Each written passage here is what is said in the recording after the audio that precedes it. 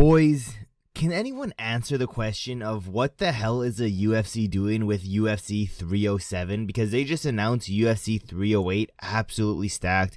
We have 306, the O'Malley card could have been better considering it's the Sphere card, once in like a generational type of fight card. It is what it is. UFC 7, from the leaks that have been shown, from, the announced fights already, it's not looking too great. So your boy is here to fix that shit. We're going to make this, not a stacked UFC 307 card, but we're going to fix it 100%.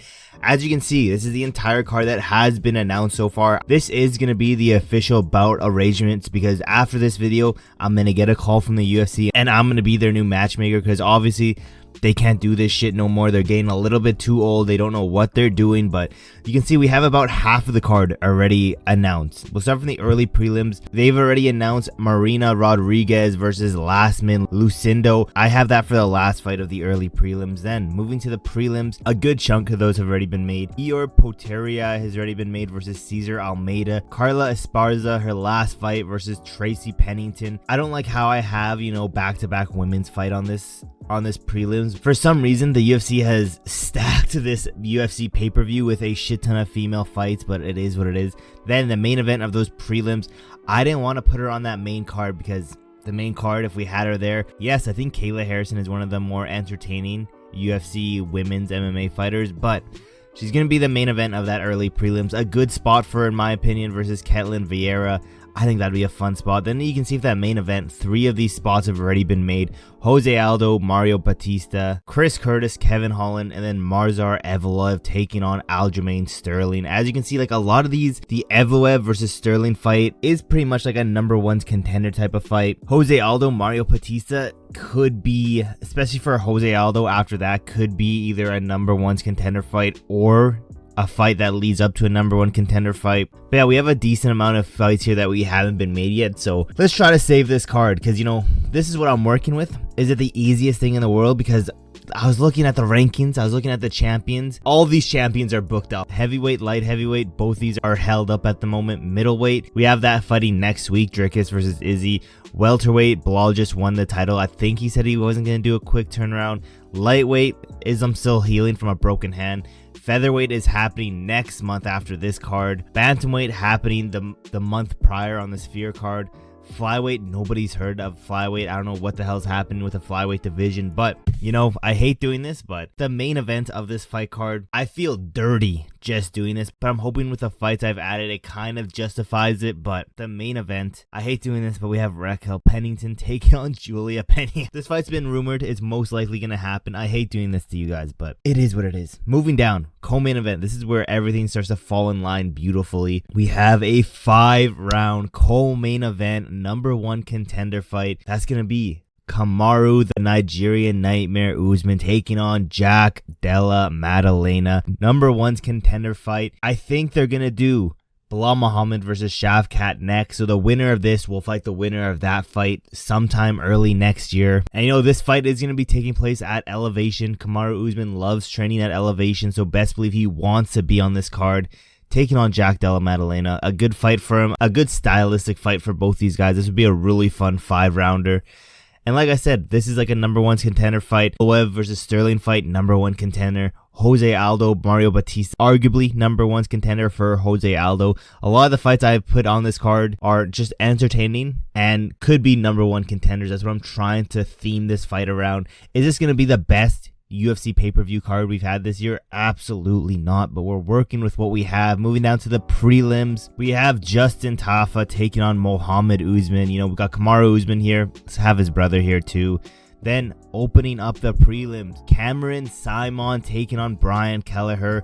Simon, we need to get him back into this winning column. He's on a 2-fight losing streak. One of the bigger prospects that we have in that division. So let's get him back on a winning streak. Let's see him against Brian Kelleher. Both these guys on a relatively same fight schedule. They should be ready to go. Moving down, early prelims. This is where we have the most of the fights laid out here that I was able to work with. As you can see, Marina Rodriguez is the early prelims main event. But moving down, I have Jordan Levitt taking on Kurt Holobar. This could be like a loser packs her bags and goes home type of fight.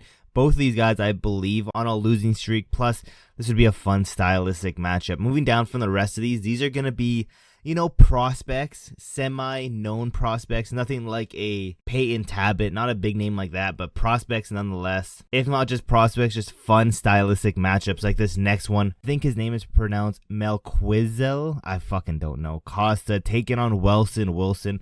This would be a very fun stylistic matchup. I don't really have much to say about this one other than fun stylistic matchup. The last two, these are like more of the prospects. We have Park taking on Philippe Bunez. This would be a fun matchup. Winner of this could be, you know, one of the prospects to look forward to. Then the opener of that early prelims, we have Abu Aslan taking on George Takos. I believe both these guys are undefeated in the UFC. Again, winner of this could be into that prospect category. But yeah, that's what I have for UFC 307. Am I the most proud of this? No, but what I've learned recently is the UFC don't give a shit about this. They're not going to stack any more cards. I made plenty of cards. I made a video not too long ago. Every single pay-per-view left of the year, and I match made them accordingly. UFC 307, I had Max Holloway, Ilya Tapori, Zhang Wei Li versus Tatiana Suarez / Jana Ribia, one of the two ladies.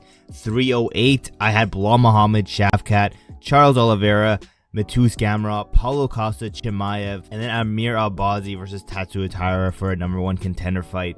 309, John Jones, Stipe, Alex Pereira, Magomed Ankalaev. Doesn't look like that fight's going to happen.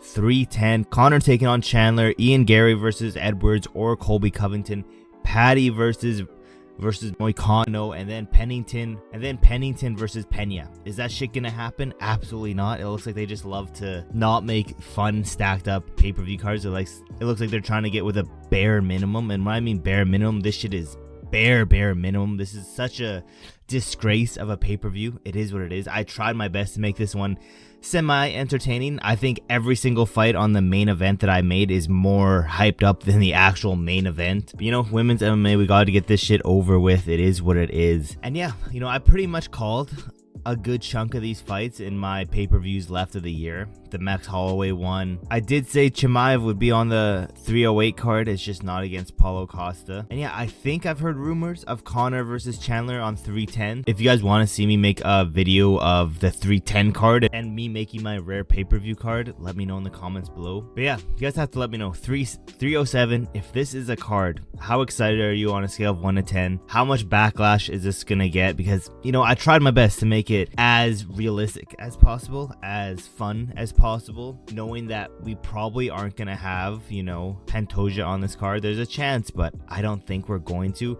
Like I said, that division is just so dead right now. There's no clear #1 contender. We need to see like an Amir Albazi taking on a Tatsuya Taira for a #1 contender fight. But yeah, other than that, that's my 307 full card. Now, with that being said, we're on that goal to get to 1,000 subscribers. So if you guys have not yet, leave a like on this video and subscribe with those post notifications turned on so you never miss any of my newest videos. And yeah, there's really not that much else left to say except for I will see you guys in my next video.